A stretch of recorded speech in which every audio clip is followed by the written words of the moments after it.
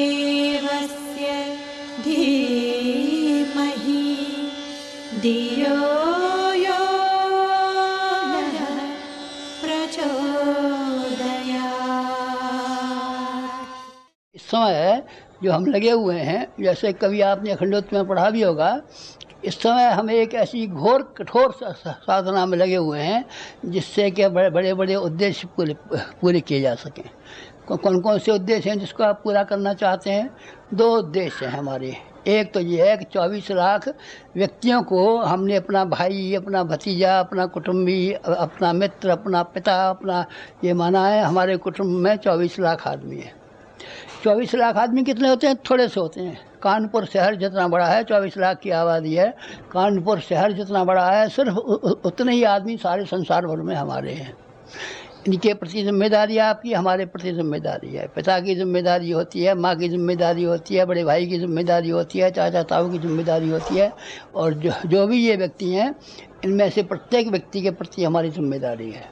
जो हम घोर तप कर रहे हैं इस समय, इस ज़माने में, जिसमें केवल 1 महीने भर को छुट्टी ली हमने। क्यों छुट्टी ली है? कुछ तो हमारे जो अपने मित्र थे बड़े व्याकुल हो रहे थे, बेचैन हो रहे थे। गुरुजी को क्या हो गया? लकवा हो गया, गठिया हो गया, कैंसर हो गया, पैदिक हो गई। तो भाई ये कम से कम लोगों की इतनी चिंता का भार हल्का कर दें और उनको ये बताएं कि हमारा कोई शरीर में कमी नहीं है। इसीलिए 1 महीने भर के लिए, मार्च भर के लिए हमने ये मौन अपना खोला है। मार्च ख़त्म होने के बाद में ही अप्रैल से फिर चालू कर देंगे अपने को। इस महीने में उपासना तो अभी भी चालू है, पर बातचीत करने का मौका नहीं था। जो हम लेखन कार्य पहले किया करते थे, इस पर विज्ञापन लिखा है और दूसरी पुस्तकें लिखी हैं, वो सब काम जो करते थे वो हमने बंद कर दिया है। इस महीने में, जो ये मई का महीना है, इसमें बातचीत करने के लिए हमने ये समय मुकर्रर रखा है। इसमें हम लोगों से मिलते जुलते रहेंगे। क्यों मिलते जुलते रहोगे? लोगों की ये उत्सुकता, लोगों का जो चिंता, और लोगों को जो परेशानी और लोगों को जो हैरानी हो रही थी, उसमें समाधान हो जाए। कारण नंबर 1। कारण नंबर 2 कि ये हमारे सब बच्चे जो हैं वो छोटे छोटे बच्चे हैं। छोटे छोटे बच्चों को देखभाल करना, उनकी सेवा करना, उनका सहायता करना पिता माता का काम है। हम आपके पिता भी हैं, माता भी हैं, चाहे रिश्ते में न हो, लेकिन जब आपने हमको माना है तो हम आपको अपना मानेंगे। अपना मानेंगे। फिर ये समय जो आ रहा है, बड़ा ख़राब समय आ रहा है। ये जो समय अगले 15 वर्ष हैं, बड़े ख़राब समय आ रहे हैं। इसमें जो भी हो जाए वो कम है। प्रकृति नाराज़ हो गई है। यहाँ कभी सूखा पड़ रही है, कहीं वर्षा हो रही है, कहीं तूफान आ रहे हैं, कहीं ज्वालामुखी फट रहे हैं, कहीं विद्रोह हो रहे हैं, कहीं मारकाट मच रही हैं, कहीं छलेबाजी हो रही हैं। जो कुछ भी हो रहा है आप देख रहे हैं, देख रहे हैं। इसमें से हमको अपने बच्चों की देखभाल करनी है, बच्चों को भी पालना है। हम गृहस्थ हैं। बाबा जी हैं आप? नहीं, बाबा जी नहीं है। देखिए ये कुर्ता हम पहले भी खद्दर का पहनते थे, अभी भी ये जैकेट हमारी उसकी है, खद्दर की। धोती भी हमारी वो खद्दर की है, चप्पल भी हमारी वही हैं जो सारी ज़िंदगी भर पहले हैं, और अभी भी हम गृहस्थ हैं। हमारी धर्मपत्नी है और हम हैं। गृहस्थों के जो बच्चे होते हैं, माँ और बाप दोनों इस बात का ध्यान रखते हैं कि हमारा बच्चा बीमार तो नहीं है, हमारा बच्चा भूखा तो नहीं है, हमारा बच्चा स्कूल जा रहा है, इसके लिए फ़ीस में कमी तो नहीं है, हमारा बच्चा बीमार हो गया है, इसके दवा दारू का इंतजाम है कि नहीं, हमारे बच्चे की ब्याह शादी हुई है कि नहीं, और हमारा बच्चा काम धंधे से लगा है कि नहीं। माता पिता को ज़िंदगी के आखिर तक ध्यान बना रहता है। आप हमारे बच्चे हैं, तो हम जो कठोर तप कर रहे हैं, इसका 50% हमने इसके लिए रखा है। किसके लिए रखा है? कि हमारा जो 24 लाख का कुटुंब है, इसकी हम देखभाल रखें, इसकी सेवा करें। इसके ऊपर मुसीबत आए तो हम उसके ऊपर 76 जा कर के खड़े हो जाएं, और मुसीबतों से लेकर के उसको ऊंचा उठाने में और आगे बढ़ाने में, उसकी उन्नति करने में जो कुछ भी हम सहायता कर सकते हों, वो हम पूरी तरीके से और ईमानदारी से सहायता करें। ये तो हम नहीं कह सकते कि हम भगवान हैं, पर हम ये ज़रूर कह सकते हैं कि हमारे पास पुण्य की संपत्ति जमा है। और पुण्य की संपत्ति क्या, फिर एक ऐसी घटना सुना दूँ आपको। हिंदुस्तान के एक बहुत बड़े आदमी थे, बहुत बड़े का अर्थ यह है कि वो प्रधानमंत्रियों में भी उनका नाम रहा है। तो वो आए थे, उन्होंने कहा गुरुजी आपके बारे में ये सुना है कि आप ऐसे सिद्ध पुरुष हैं कि आपकी वाणी निष्फल नहीं जाती, आप जिससे कहते हैं वो पूरा हो जाता है। और कौन सा आपने जप किया है, कौन सा तप किया है, कौन सी पूजा की है, उसको आप हमको भी बता दीजिए ताकि हमारे भी काम आए। तो हमने कहा देखिए जो आपने कहा है वो हमने सब अपना पूजा पाठ तालीम त्योरी में बंद करके रखा है। अभी तक हमने एक ही चीज़ खोली है और वो है हम ब्राह्मण हैं। ब्राह्मण होने के नाते हमने जैसा ब्राह्मण को होना चाहिए, वाणी से जैसा होना चाहिए, वचन से जैसा होना चाहिए, चरित्र से जैसा होना चाहिए, चिंतन से जैसा होना चाहिए, व्यवहार से जैसा होना चाहिए, वो सारे के सारे ब्राह्मण के गुण हमने हैं। और जो कुछ भी आपको सिद्धि और चमत्कार दिखाई पड़ते हैं ये सब उसके हमारे ब्राह्मणत्व के हैं, पूजा के, उपासना के, जप के, तप के रखे हुए हैं। तो हमारा ब्राह्मणत्व अभी भी है, ब्राह्मणत्व को अभी भी हम बढ़ा रहे हैं, तीव्र कर रहे हैं। उसको हम अपने 24 लाख गायत्री परिवार में से हर एक आदमी को ये विश्वास दिलाते हैं कि हम आपकी सेवा करेंगे, हम जब तक जिंदा हैं सहायता करेंगे, हम आपको ऊंचा उठाएंगे, हम आपको आगे बढ़ाएंगे, हम आपके दुख में हिस्सा बटाएंगे, हम आपके सुख को उन्नतशील बनाएंगे। ये काम हमारा बराबर जारी रहेगा। ये अपने कर्तव्य और जिम्मेदारी से हम कभी भी पीछे हटने वाले नहीं हैं। इसके लिए हम तप करते हैं। एक और किसके लिए करते हैं? और एक और बात है, ये 50% अपना जो आजकल का हमारा तप है और सारे जीवन का जो हमारा तप है उसमें से 50% हमने गायत्री परिवार के लोगों के लिए सुख और दुख में शामिल होने के लिए, सब बात के लिए सुरक्षित रखा है। और 50% जो हमारा तप है वो हमने इसलिए रखा है कि आपको शायद मालूम हो, एक बार पानी की ऐसी कमी पड़ी थी कि कहीं पानी नहीं था, सब पेड़ सूख गए थे, पौधे सूख गए थे, जानवर प्यासे मर रहे थे, आदमी प्यासे मर रहे थे, ज़मीन हाहाकार मच रही थी। तो एक व्यक्ति था और वो व्यक्ति हिमालय पर गया और तप करने लगा। क्या नाम था उसका? भागीरथ। भागीरथ ने क्या काम किया कि गंगा जी यहाँ तो पृथ्वी पर थी नहीं, स्वर्ग में रहती थी, और उनको इस बात के लिए मजबूर कर दिया कि आप ज़मीन पर आइए और ज़मीन पर रहिए और ज़मीन वालों को पानी का इंतजाम कीजिए।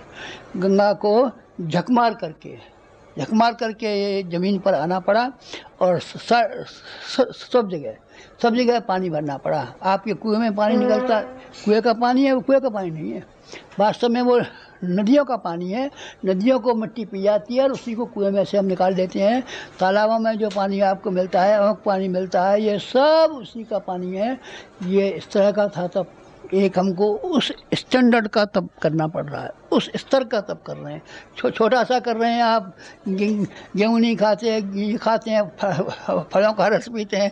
अरे फलों का रस बेटा हमारे बाप दादे ने नहीं देखा, हमारे बाप दादे भी जौ और गेहूँ की रोटी खाते थे और वही हम भी खाते हैं, दाल रोटी खाते हैं, अब तक खिचड़ी खाते हैं। नहीं, आप तो फलों का रस पीते होंगे और संत महात्मा तो फलों का रस पीते हैं और ये करते हैं। संत महात्मा थोड़े ही, हम तो गृहस्थ हैं। तो इस तरीके से 50% अपना तप हमने उसके लिए रखा है, जैसे कि भागीरथ ने अपना तप रखा था। एक और तप है हमारा। वो कौन सा तप है? वो एक ऋषि थे, उनका दधीच नाम था। उन्होंने अपना सारे का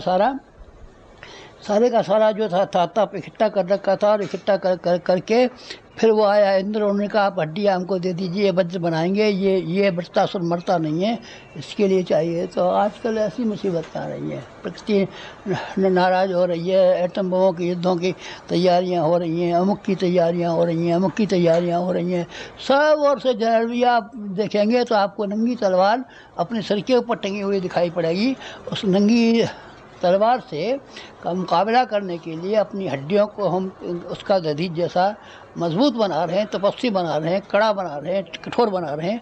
इस काम के लिए हमको पहले भी ज़िंदगी भर में जैसे हमसे बना है 24 लाख के अनुष्ठान किए, लेकिन इस समय तो हमने इतना किया कि चरम सीमा पर आ गया है। उसमें 50% हमारा तब उस काम के लिए है कि दुनिया में समस्याओं का अखेर हो रहा है, महायुद्ध सर पर मंडरा रहा है, भुखमरी सर पर मंडरा रही है, बच्चे ज़्यादा पैदा होते जा रहे हैं, खाद्य पदार्थ दुनिया में कम पड़ता जाता है, स्कूलों में जगह कम पड़ती जाती है, रेलगाड़ियों में जगह कम पड़ती जाती है, बच्चे ज़्यादा पैदा होते जाते हैं।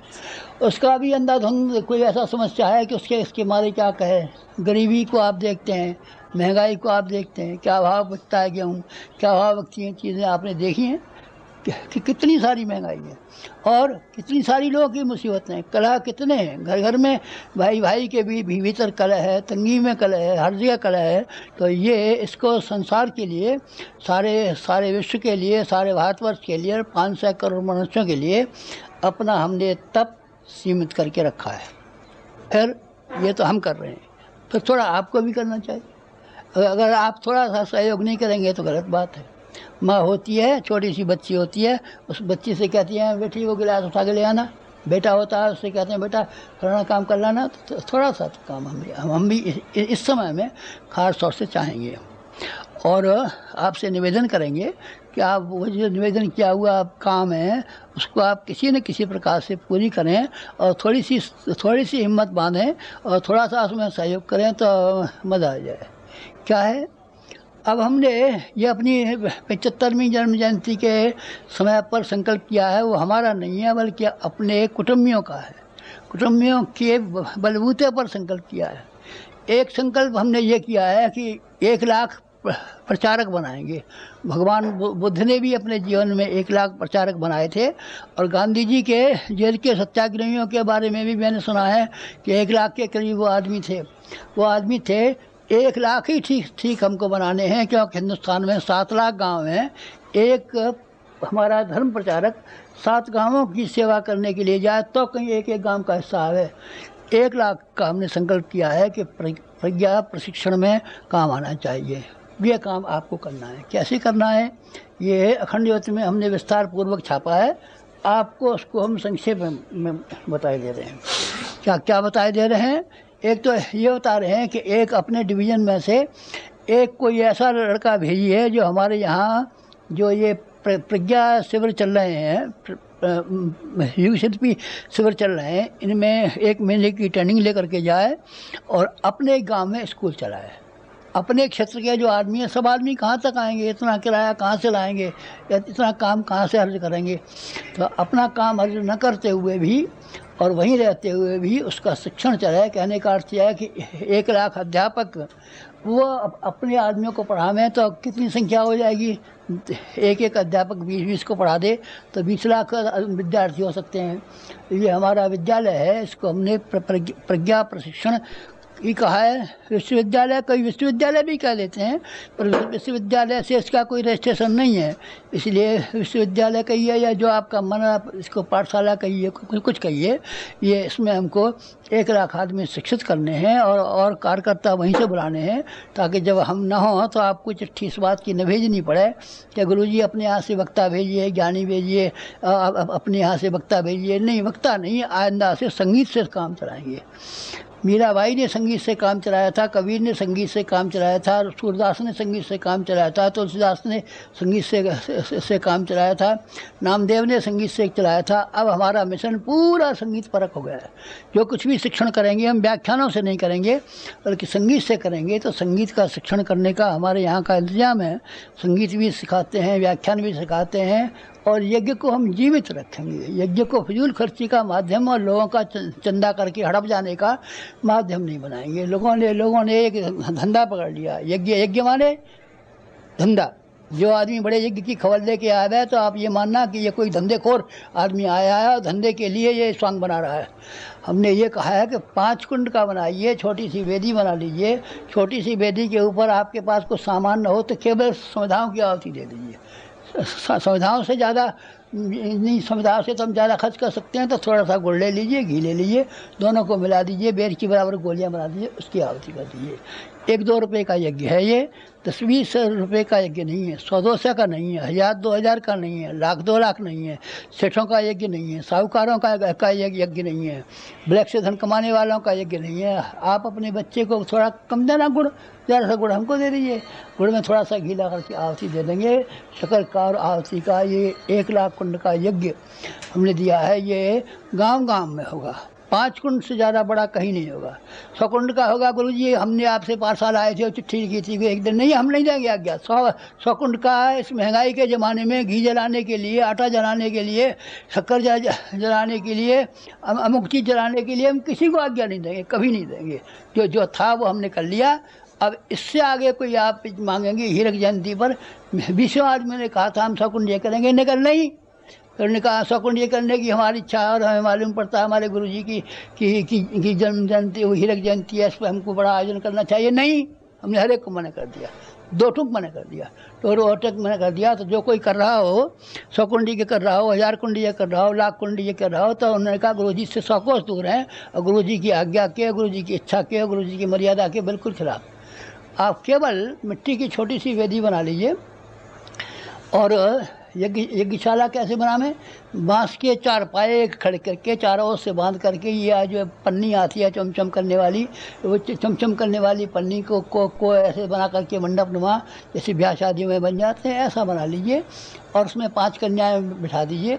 कन्याओं को हम यहाँ भी बिठाते हैं, कन्याओं का पुण्य ज़्यादा होता है, छोटा सा हवन कर लीजिए, 5 कुंड का हवन कर लीजिए।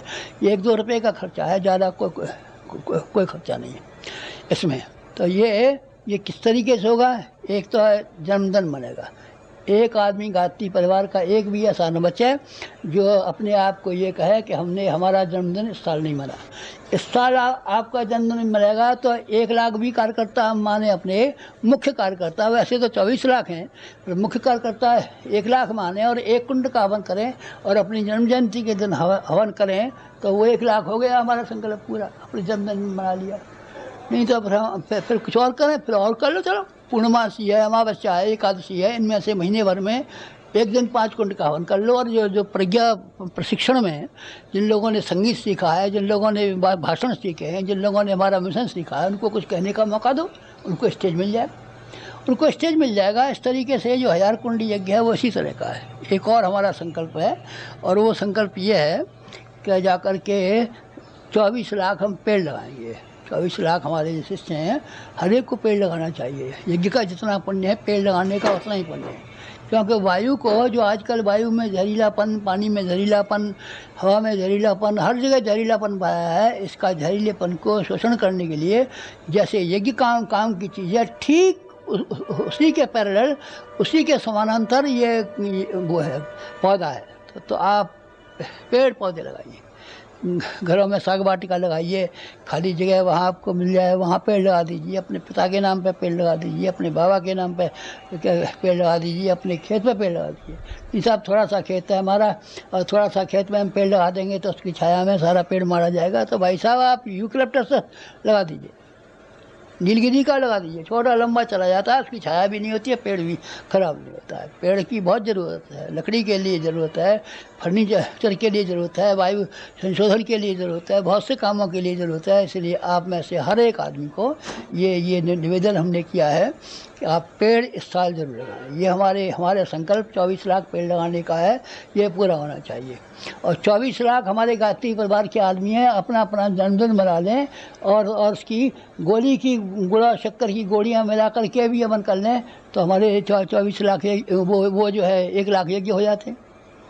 ये काम मुश्किल है, जरा भी मुश्किल नहीं है। और जरा भी मुश्किल ये नहीं है कि प्रज्ञा प्रशिक्षण के लिए 1 आदमी आप भेजें और 10 आदमी की मंडली अपने गांव में तैयार कर दें, जो गा भी सके, बजा भी सके, पड़ोस के गांव में भी जा सके, व्याख्यान भी कर सके, मिशन के विचारधारा को फैला सके। ये काम कर लेंगे तो आपको बाहर से वक्ता ही नहीं मिलेंगे, वो मंगाने पड़ेंगे। वक्ता बड़े महंगे हैं, वक्ता आपने बुलाए तो देवाला निकाल देंगे।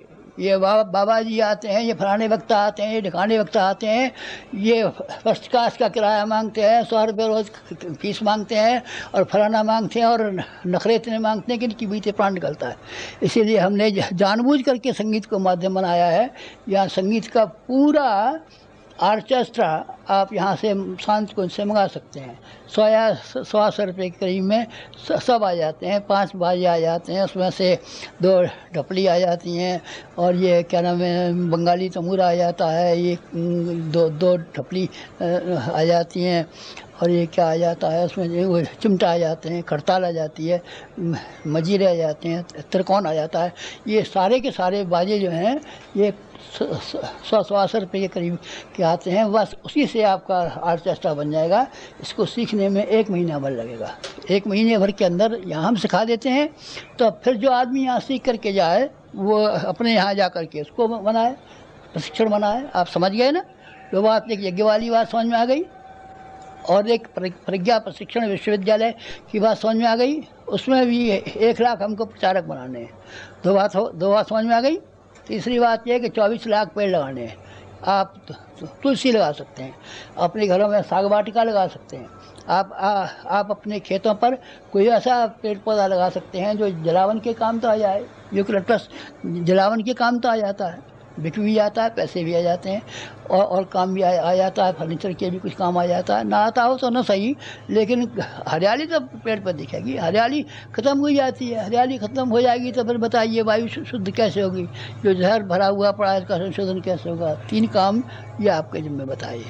चौथा काम हमने ये बात बताया है, बात तो वो थी कि बच्चों की बाल संस्कार शालाएँ चलाई जाएँ, पर बाल संस्कार शालाएँ शायद आप नहीं चला सकें, न कर सकें, तो एक काम ज़रूर कीजिए कि पहले हमारी जो शक्तिपीठें बनी हैं 2400 शक्तिपीठें बनी हैं, और 2400 शक्तिपीठें ऐसी हैं कि जिनमें एक में लाखों रुपया खर्च हुआ है। अब हम ऐसी शक्तिपीठ बनाते हैं जो 100 रुपये के भीतर बन जाए। आप एक टीन शेड डाल लीजिए, एक खपरेल डाल लीजिए, एक छप्पर डाल लीजिए, जिसमें प्रज्ञापीठ का शिक्षण चलता रहे, बच्चों का शिक्षण चलता रहे, महिलाओं का शिक्षण चलता रहे, बड़े आदमियों का शिक्षण चलता रहे, प्रौढ़ शिक्षाओं का सारा कार्यक्रम चलता रहे। और जाकर के कहीं किसी भले आदमी के पास ज़्यादा काम हो तो कहना भाई साहब 2 घंटे 3 घंटे को हमको दे दीजिए, और बाकी आप अपने काम में लाइए, आप सोइए बेचिए, और 2 घंटे में अपना फर्नीचर उठा लीजिए और 2 घंटे हमें काम कर लेने दीजिए। इस तरीके से भी शक्तिपीठ बन सकती है। मांगे हुए की शक्तिपीठ बन सकती है, किराए की भी शक्तिपीठ बन सकती है, छप्पर डाल के भी शक्तिपीठ बन सकती है, किसी तरह से बन सकती है। पर हम ये चाहते हैं कि अब 1 लाख शक्तिपीठें बननी चाहिए। पुराने मंदिर हैं, कितने फूटे पड़े हैं। कोई ऐसा मंदिर आपको दिखाई पड़ा है जो गांव के पास है और बिल्कुल फूट गया है, इसमें 150 रुपया मरम्मत लगाने से काम चल जाता है, तो उसको इस काम में ले लीजिए। व्यायामशालाएँ बनाइए, हर गांव में व्यायामशालाएँ बननी चाहिए। कोई भी गांव ऐसा ना हो कि जिस गांव में व्यायामशालाएँ ना हो। व्यायामशालाओं के लिए गवर्नमेंट के भी बहुत से काम चलते हैं। ओलंपिक खेल होते हैं, अंतर्राष्ट्रीय खेल होते हैं, बड़े बड़े स्टेडियम बने हुए हैं, बड़े बड़े विभाग बने हुए हैं, करोड़ों रुपया उनके लिए बजट बनता है। लेकिन छोटे छोटे गाँवों को कौन पूछता है, मर गए कि जिंदा है। लेकिन ये आपको अपनी व्यायामशाला अपने गाँव में ज़रूर बनानी चाहिए। आप अपने गांव में एक व्यायामशाला बना लीजिए, और खाली व्यायाम ही मत सिखाइए, उसमें स्वास्थ्य संरक्षण सिखाइए। शरीर क्या है, हमारा आहार क्या होना चाहिए, फर्स्ट एड किसे कहते हैं, रोगी परिचर्या किसे कहते हैं। यानी स्वास्थ्य सर्वांगीण होनी चाहिए। व्यायाम भी एक भाग है, पर एक भाग है आहार भी एक भाग है। नहीं, आहार हम नहीं बताएंगे, हम तो कसरत करना बताएंगे। नहीं, वैसा वैसी व्यायामशाला के पक्ष में हम नहीं है। नाम भले से व्यायामशाला रखिए, स्वास्थ्य के केंद्र रखिए, पर रखिए जरूर। ये काम आपको करना चाहिए। और 5वां काम एक और आपको करना चाहिए, जहाँ आप यहाँ किसी आदमी को पढ़ने के लिए महीने भर को शक्तिपीठ को भेजें, वहाँ किसी आदमी को भी हरिद्वार आने का हो तो आप ये ज़रूर कहिए उससे कि शांति कुंज देख करके जाए। तीर्थ कैसे होते थे, देवालय कैसे होने चाहिए, तीर्थों की क्या परंपराएं थी, अरण्य कैसे होते थे, कम से कम देख तो जाए कोई आँख से, कोई आए तो सही, देखे तो सही। क्या तीर्थों ने भारतवर्ष की क्या सेवा की थी। अब तो आप पानी में डुबकी लगा जाते हैं, पंडा जी की जेब भर जाते हैं और अपने घर चले जाते हैं और खिलौने देख जाते हैं और खिलौनों को नमस्कार कर जाते हैं, फूल चढ़ा जाते हैं, बस हो गया। तीर्थ यात्रा नहीं, ऐसे नहीं। उसके द्वारा बड़ी सार्वजनिक सेवाएं होती हैं। हमारा जो शांत कुंज है, हमारा जो ब्रह्मचर्य है, उसमें देखिए कि हम अध्यात्म को विज्ञान के आधार पर किस तरीके से सीमित कर रहे हैं। आप यहाँ देखिए कि यहाँ कि कितने आदमियों को युग शिल्पी का हम शिक्षण कर रहे हैं। आप यहाँ करके देखिए कि यहाँ कितने अध्यापक ट्रेनिंग लेने आते हैं। आप यहाँ देखिए कि कितने आदमी हैं जिन्होंने अपनी नौकरी 3-3 हज़ार की, 4-4 हज़ार की को लात मारी है। जिन्होंने जो सिविल सर्जन स्टैंडर्ड के थे, जो MD स्टैंडर्ड के हैं, जो पोस्ट ग्रेजुएट हैं, वो रूखी रोटी खाते हैं। ब्राह्मण कैसे होते हैं, संत कैसे होते हैं, आपने न आज तक कोई ब्राह्मण देखा, न कोई आपको संत देखा। आप यहाँ आइए और देखिए क्या सफ़ेद कपड़े पहनने वाले संत कैसे होते हैं, और ब्राह्मण कैसे होते हैं, ब्रह्मचारी कैसे होते हैं, तीर्थ कैसे होते हैं, और तीर्थों के द्वारा लोगों की क्या सेवा की जा सकती है। आपको ये इसका नमूना यहाँ शांतकुंज में आकर के मिलेगा। ये आप कीजिए और हम अलग कर रहे हैं, हम तब कर रहे हैं। आप तो थोड़ा सा ही टेका लगा दीजिए, आप थोड़ी सी क्या दीजिए। ऋषिवंदनों ने इतना काम किया था, सत्याग्रहियों ने इतना काम किया था, बुद्ध के शिष्यों ने इतना काम किया, क्या आप नहीं करेंगे? हमें आपसे उम्मीद है।